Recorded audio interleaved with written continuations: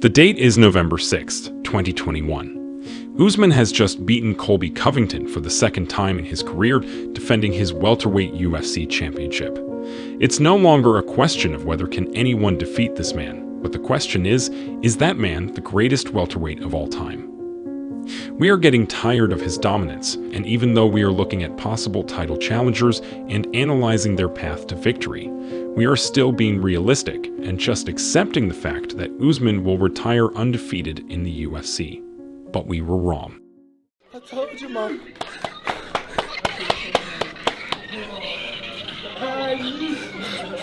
Despite all odds being stacked against him, Leon Edwards is the UFC champion. To someone who doesn't religiously watch the sport, this doesn't sound like such a big deal. It is. There were just a tiny bit of indications that this was possible, if any at all. Taking into account all of the factors that could predict the outcome of this fight, this one was the most unlikely. This stat sheet shows us the difference in numbers between the two fighters. As you can see, Usman beats Leon in every single stat except the significant strikes absorbed per minute and average submissions attempts per 15 minutes. Considering Leon is one of the best defensive fighters in the UFC, the margin is not that significant. Actually, the only welterweight that is in the top 5 and has better stats than Kamaru is Khamzat, but he's only just now starting to fight better opposition, so those two fighters aren't really comparable. Also, in Khamzat's first 3 fights, he's only been hit 2 times, so he pumped up his statistics quite a bit. Nothing to take away from him, those stats are absolutely crazy, but the fact is those 3 fighters were low-end competition compared to Usman's opponents. If you have a look at the UFC all-time top 10 records, you will see Usman's name plenty of times. If you look for Leon, you will only find his name associated with 2 records, 7th fastest finish and 2nd latest finish. One other thing you got to keep in mind, Usman has been far more active. Let's take a look at both fighters' opponents since 2020. So, Usman fought 4 times next to Edwards 2, with one of those fights being a no contest against Muhammad, which also didn't help his mental state and his path to the title. While Edwards was having no contests and dominating performances against Rafael and Nate, Usman was being compared to an all-time great, Georges St. Pierre. Just being put in the same sentence as that legend is a privilege that not a lot of fighters get to have, but the fans and the media were going a step further. Is Usman the greatest welterweight of all time? Personally, I don't think so. The numbers don't either. But a career so great that it's possible to debate on this topic is remarkable on its own. We can't forget about Trevor Wittman, Coach of the Year in 2021. He raised Usman's striking to a whole new level. Not only his, but the other 2 fighters under his wing, Justin Gaethje and Rose Namajunas.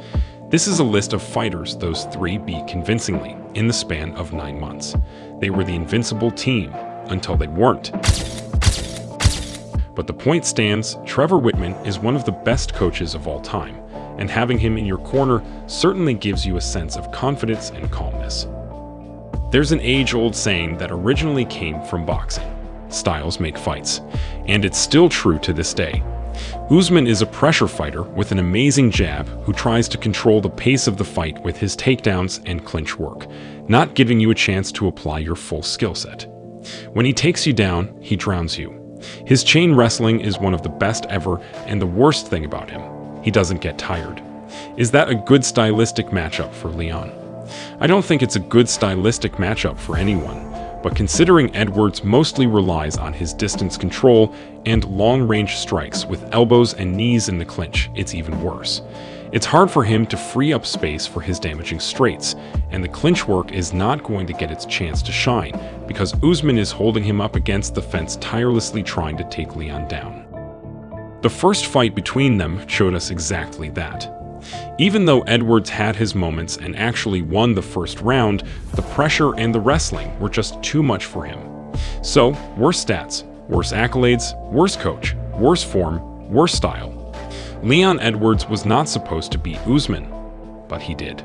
Cloth from which he is cut. I mean, that is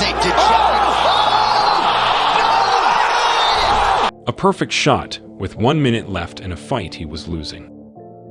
Only the biggest Leon fans were still hoping and believing in a miracle when that 5th round started. It's safe to say even Edwards himself didn't believe he could do it. A literal movie scene. Leon sits on the chair after the end of the fourth, clearly exhausted and beaten. Stop feeling sorry for your well, come on then. What's wrong with you? You're too now. You gotta pull the out of fire. Stay sure. Come on, Leon, man. You got it, man. Come on. You got. Now famous words coach Dave said to his fighter before those last 5 minutes. He was hoping his words would help Leon to find a moment of inspiration. They did. Feint with the left hand, knowing Usman likes to slip straights by dipping to his side, followed by a masterful left high kick, sending the champ to sleep. The dominance is finished. No more GOAT talk. The debate between GSP and Usman is finally over. Or is it? These are my current top 5 welterweights of all time. Over the last years, it's been changing, but the first spot remains in its place.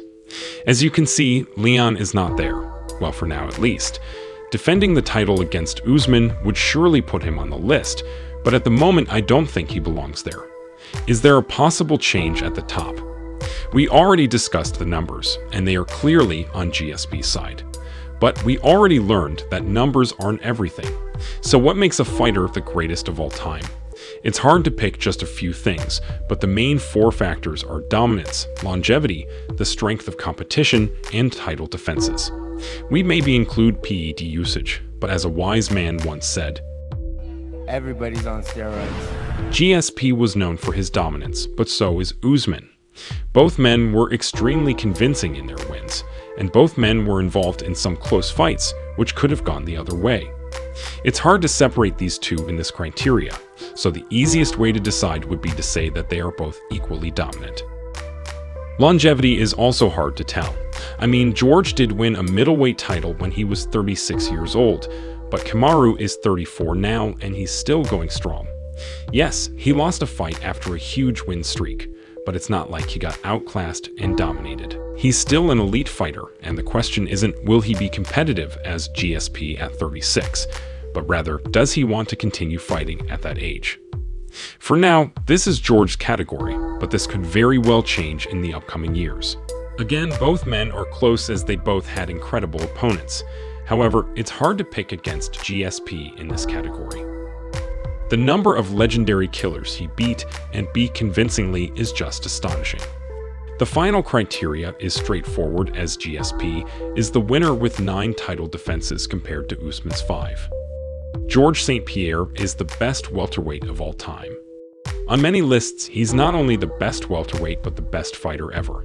But it's important to remember all of these are subject to change as Usman is still an active fighter and is looking to regain his title against Edwards in March of this year.